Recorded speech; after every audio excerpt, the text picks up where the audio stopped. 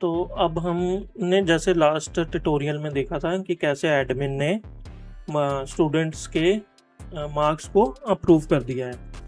तो अब नेक्स्ट हमने सर्टिफिकेट जनरेट करके देखना है। एज ए आपको रोल में असाइन किया गया होगा कि आप सर्टिफिकेट जनरेट कर सकते हो।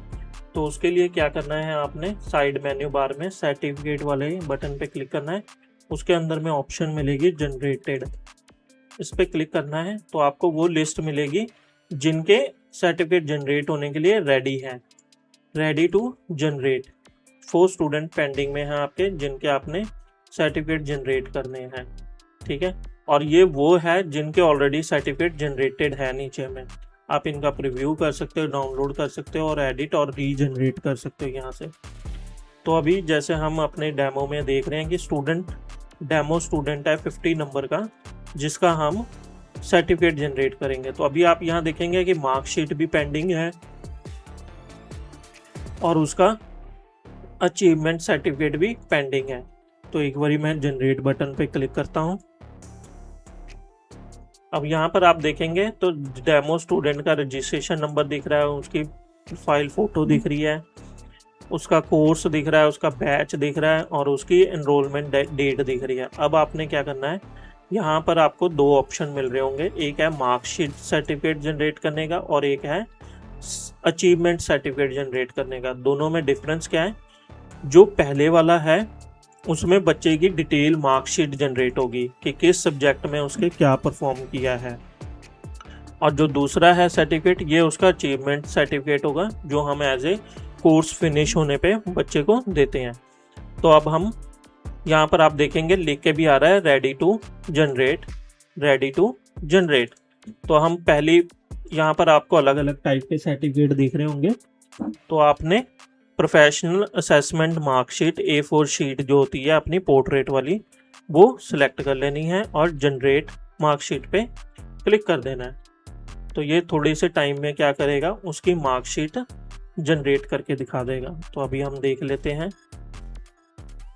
तो ये आप देखेंगे यहाँ पर लिख के आ गया है a marksheet certificate already exist generated, date आ गई है।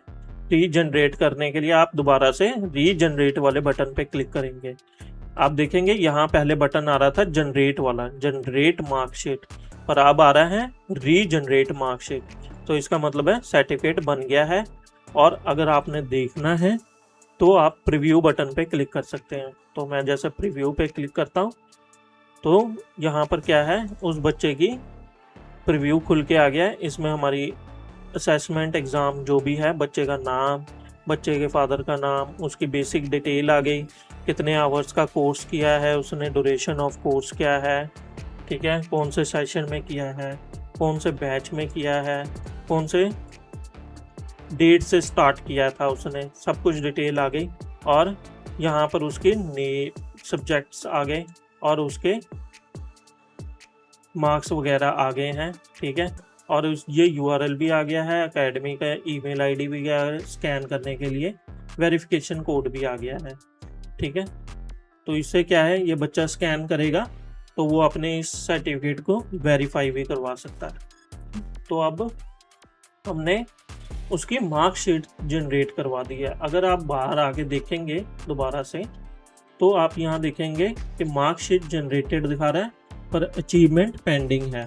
तो हम दोबारा से अब उसकी अचीवमेंट क्रिएट करके देखते हैं। तो हमने क्या किया, अचीवमेंट वाले पे गए, यहाँ पर आपको दिखेगा सबसे ऊपर में अचीवमेंट सर्टिफिकेट, हमने ये सिलेक्ट किया और जनरेट अचीवमेंट पे क्लिक कर दिया।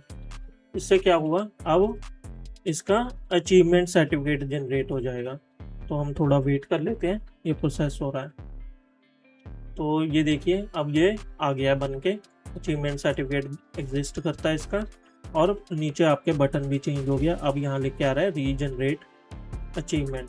तो आपने प्रीव्यू पे क्लिक करना है और ये बच्चे का अचीवमेंट सर्टिफिकेट क्रिएट होके आ गया है। ठीक है, बच्चे का नाम होगा इस पर, बच्चे ने कौन से कोर्स में रजिस्ट्रेशन करी थी और बच्चे का रजिस्ट्रेशन नंबर आ गया।